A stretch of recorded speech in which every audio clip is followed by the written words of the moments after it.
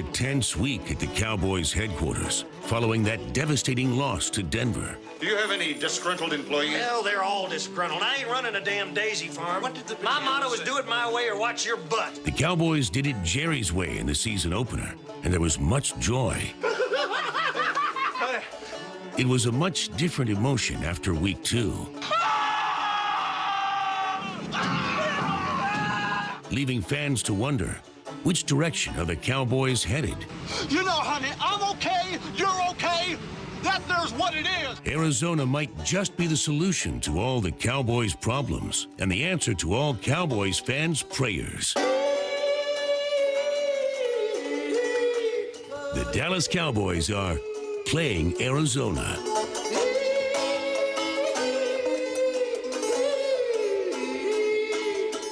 The Cowboys are playing Arizona, and they hope they're not raising Arizona like they raised Denver last week. University of Phoenix Stadium, Glendale, Arizona. A cool morning, just 64 degrees, but they're not playing today. Of course, they're playing on Monday Night Football this week, but we are here in the CBS 11 studios on a Sunday morning. Welcome to Cowboys Game Day.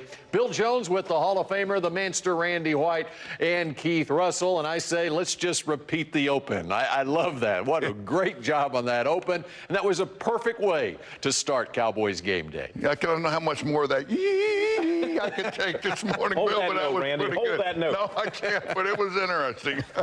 Hopefully the Cowboys don't hold that same note they held in Denver. I'm going to call this a week of revenge, a week of redemption, a week to re-strategize, revitalize, re-energize, anything but a repeat.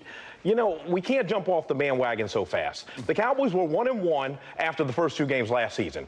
And who can remember that franchise record 11-game winning streak? We didn't think that was possible. It was just a bad day at the office, Randy. Bad day. I agree with you. It was a terrible day at the office, and you have them. And the key is, you know, how do you bounce back from that? And that's what we'll see tomorrow night. But, you know, you have a bad day like that, we'll see what happens on Monday night if they can bounce back and play better football than what they showed us the other day. I know there's a lot of fans out there that are just disappointed that Randy's wearing his sport coat this week. They enjoyed the big arms last week, Randy. The big arms, it's covered up, and the big belly along with it. All right, Cowboys trying to rebound from the shock of last week, that 42-17 loss to the Broncos. Easily the most lopsided loss in the Dak Prescott, Zeke Elliott era of the Cowboys, all 17 games of it. Elliott with 9 carries for a career-low 8 yards. Did the Broncos provide the blueprint on how to beat this version of the Cowboys? A lot of people think so, but those people don't reside in the Cowboys locker room. No, I don't buy into that. I think we just didn't play our game and we didn't execute the way that we should or we normally do. I kind of encourage teams and hope teams to give us that same scheme and those matchups. So I'm not buying it. I mean, every week people stack the box. That's not something we've seen for the first time. I don't think there's any blueprint to stopping us. I think it just all comes down to how we go out there and execute. All right, so Randy, was that a blueprint to stopping the Cowboys? Was that an offensive line, just a subpar day for the offensive line? I think it was just a subpar day for the offensive line, the defensive line, the linebackers, the running backs. You know, you want to put Von Miller in your pocket and take him along every week, and you want to put a defensive front that can play the way that defensive front of Denver's played? No, you can't do that. There's no blueprint there. Dallas just has to go out and win the line of scrimmage on offense and defense, and you know what? We'll see a different score and a different outcome. And I tell you, another thing is there are really good coaches in this league, and I'm thinking that there were some coaches last year who had that aha moment. Maybe we stack 8 in the box to stop Zeke Elliott, and it didn't work last year, but it did work for the Broncos. It did work for the Broncos, and maybe the blueprint resides in Denver. Because when I look around the NFL, the Broncos may very well be the only team who have 3 cornerbacks who could start on virtually any team in the NFL. 3 cornerbacks who can line up with the 3 Cowboys wide receivers and say, I'll take you, and I'll take you, and everybody else circle Zeke.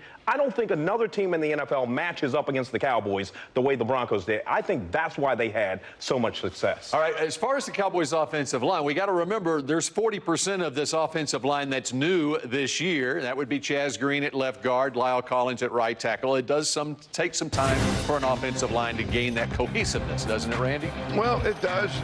That's one group on the football field that it does take time, the working together.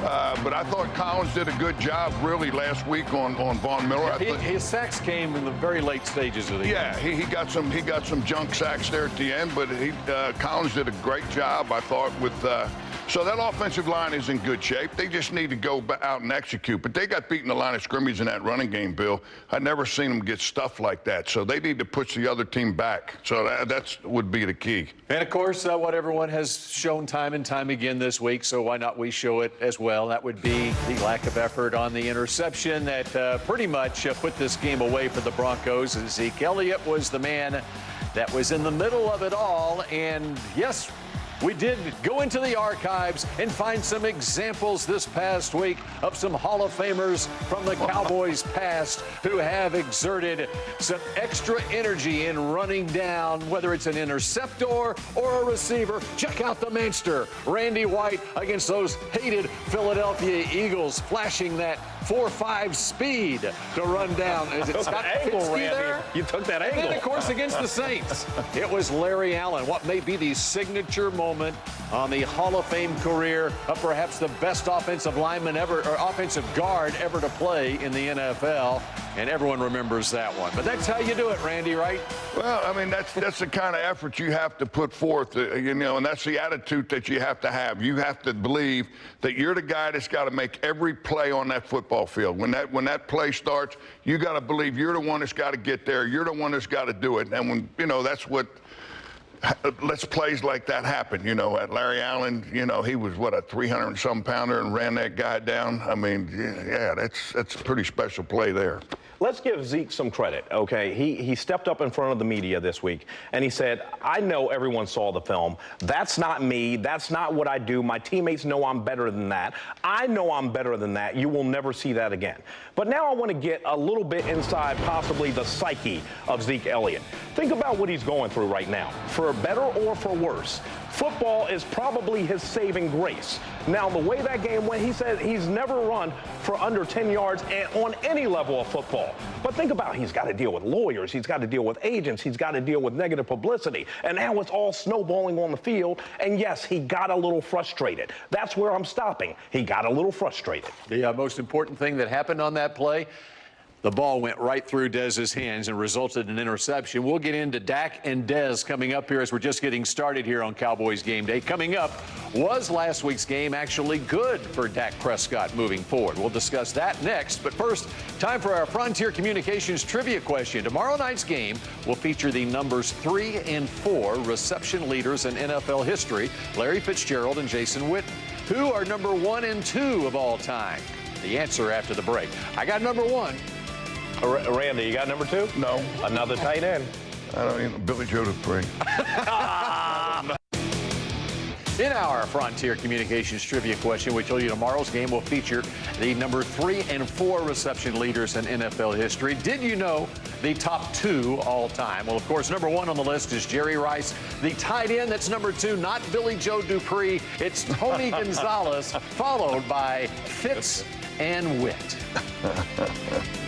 I wasn't coming out of that game, even on that last drive when I went in there and handed off 3 times. I definitely wasn't coming out. So it's important for us just to stay in there, keep pushing and keep fighting, and just show our character of this team. Dak Prescott and the Cowboys try to bounce back on Monday Night Football tomorrow night against the Arizona Cardinals. Bill Jones with Randy White and Keith Russell. By the way, this football Sunday already underway as Jacksonville is winning over Baltimore 37-0. Blake Bortles with a big day. Okay, Jared Goff had a big day on Thursday night. The second-year man for the Rams, who the Cowboys will see next week. All right, can Dak bounce back and have a big week this week after what happened last week? Sure he can, but I mean he can't do it by himself, Bill. We got to have an offensive line to give him some time. He was running around back there. He had no time to throw the football. He was hanging in there. He got hit a bunch. He still hung in there and played the best he could. But our offensive line has got to give him some time to throw the football. And then when he gets the football out of his hands, our receivers have got to catch the ball when it hits them in the hands. They can't keep dropping these balls like they've been doing. You know what? I think Dak has been unfairly criticized this week around the national circuit, being called a game manager. He's just a game manager. No, he's not just a game manager. He's the rookie of the year. I mean, how many game managers win 13 games in a season? How many game managers throw 23 touchdowns and only 4 picks? I don't care about all the talent around you. You still have to perform. Now, is Dak capable of being Tom Brady or Drew Brees or Matt Ryan and throwing for 4,500 yards, 40 touchdowns? Maybe not right now. And he said, Bill, he needs to improve his accuracy. It has not been sharp so far this season. It will get better. Yep, and we've seen him make some adjustments with his footwork or whatever, even during his rookie season last year, and bounce back and have good performances. But I thought it was good for him last week that he was in that position if he had to be trailing in a game, because he needs reps in a game where the team basically gets put on his shoulders and they have to come back and try to win a game. Now, this week, you had Von Miller last week. This week, Chandler Jones is the edge rusher for the Cardinals that they've got to be concerned with. He had a couple of sacks last week in a win over the Colts. Well, and every team's got somebody, Bill, that you got to worry about every week. But like you said, Dak was put in a position and now he's gaining experience. This is just his second year. He's learning, but he's learning on the fly. Now he gets in this position again. He's just filmed the study, and I'm sure he's going to react a little differently than he did on last week. So that's a good thing for him from that standpoint, even though we didn't like the outcome of the game. So what are we seeing out of Dez now? He's got 25 targets the first 2 games of the year, just 9 catches. And this week, he gets Patrick Peterson. He's gone through some cornerbacks, and Jackrabbit Jenkins for the Giants the first week, Aqib Talib and Chris Harris last week. I think Dez Bryant has to show up. I mean, we can continue to make all the excuses in the world that Dez Bryant has not had timing with Dak. He was injured right after signing that big contract and having that big year. He was injured a little bit last year. But at some point, Dez Bryant has to make some plays. He said this week in the locker room he feels no pressure. But at some point, Randy, he has to make some plays. Well, and he has to get some separation from these cornerbacks and get open. I mean, and Dak sees him open and throws the ball. Otherwise, he and Dak got to get together and get the timing down where he throws it down there and it's a jump ball, and either Dez can catch the ball or he's going to knock the ball down and not get an interception. So that's what's got to happen. And I think the beauty of this offense is that Dak Prescott has enough weapons where he doesn't have to force the football to Dez Bryant. And Dez is a point in his career that he's got to understand that it's not about numbers, it's about production. And he's been very productive as far as scoring touchdowns throughout his career. But if he winds up with just 50 catches like he did in 13 games played last year, then so be it. There's a Cole Beasley, there's a Jason Witten, there's a Terrence Williams and Zeke on the other side that need to be involved in this offense as well. All right, coming up here, the young secondary has another big test against Carson Palmer and the Cardinals wide receiving core. And which defense will show up tomorrow night? The one that dominated in week 1 or the one that got run over last week? It's time for the Nissan On the Road Report. Shop ChooseNissan.com.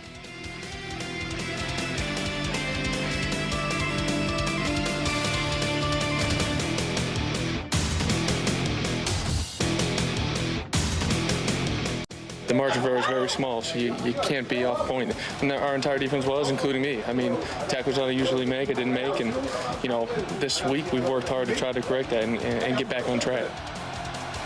Yeah, you got to think Sean Lee's going to be extra motivated this week to bounce back against the Cardinals. Welcome back to Cowboys Game Day. Cowboys 1-1 on the season. Cardinals are 1-1 also. It's a Monday night game. Bill Jones, Keith Russell, Randy White. Let's talk defense. And Randy just loves this segment every week, talking defense. But you didn't like what you saw out of that defensive line last week, right? Well, Bill, that defensive line, I mean, they were getting knocked around all over the field on the line of scrimmage. We weren't winning the line of scrimmage.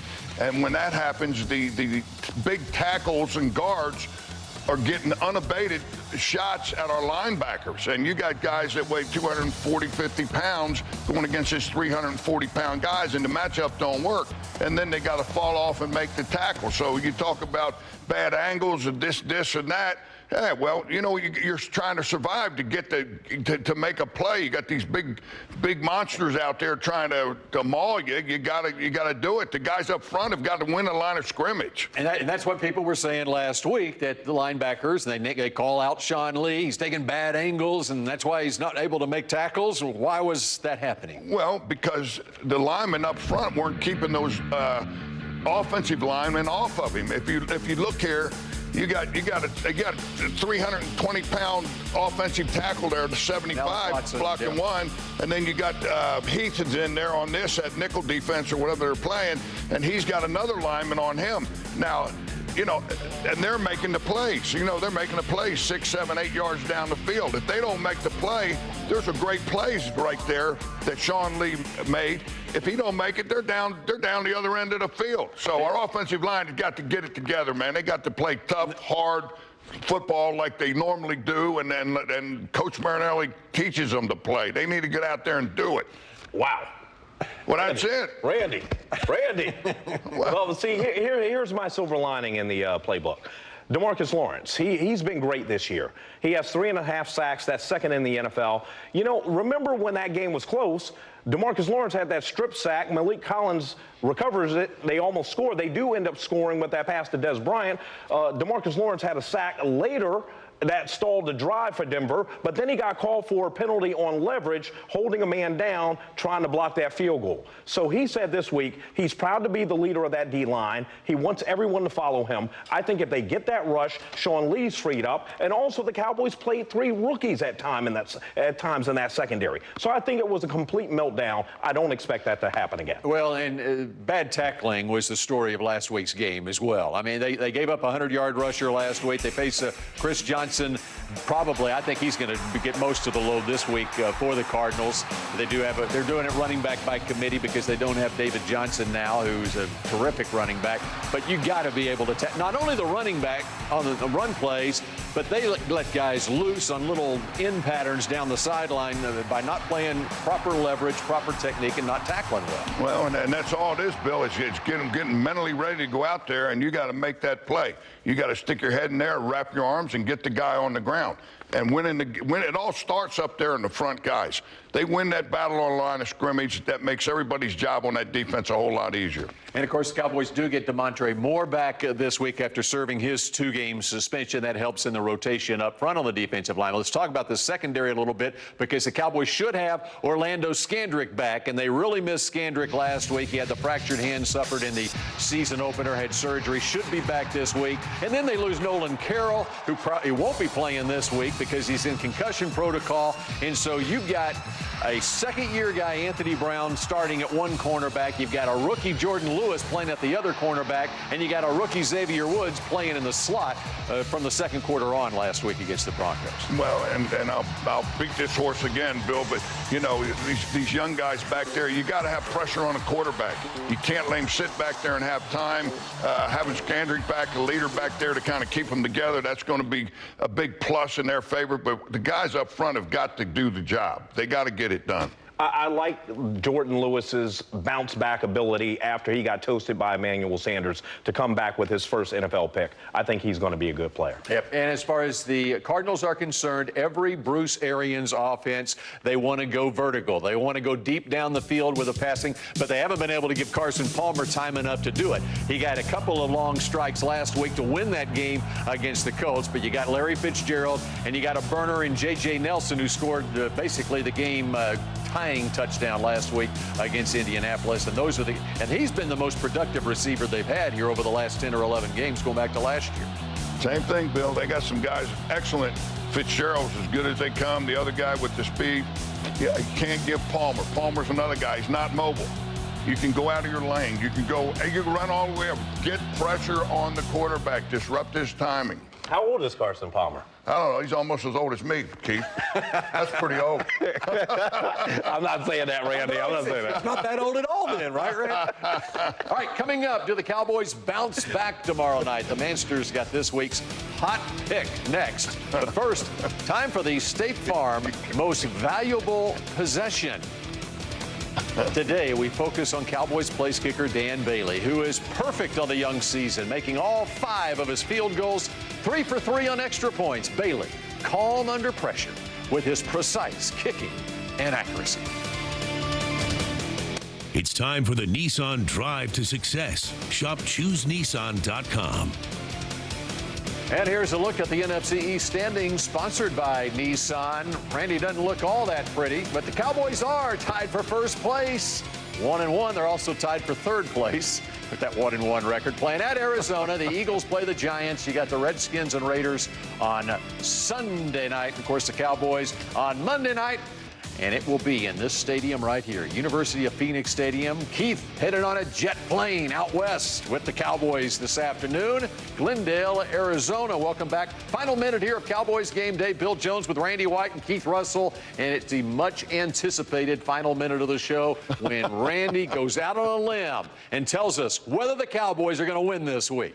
Is this the week the Cowboys win, Randy? This is the week the Cowboys win. They bounced back from this game last week. It's not going to be easy. Phoenix is going to play their toughest game, but we're going to win the football game. I love it when he says Phoenix. Yeah, the old Phoenix Cardinals. You know. It doesn't matter what they're called. They're going to be called losers after this game. I think the Cowboys, they spoil the Cardinals' regular season home debut. I think one thing that needs to be kept in mind, Bill, Dak and Zeke have not lost back-to-back regular season games. I think that streak stays intact. All right, Jacksonville now leading Baltimore 44-0 in the fourth quarter. We've got a doubleheader on CBS 11. It's the Texans at the Patriots at noon. And then Tony Romo calls Cincinnati at Green Bay, the 3:25 national game. We'll see you again next week.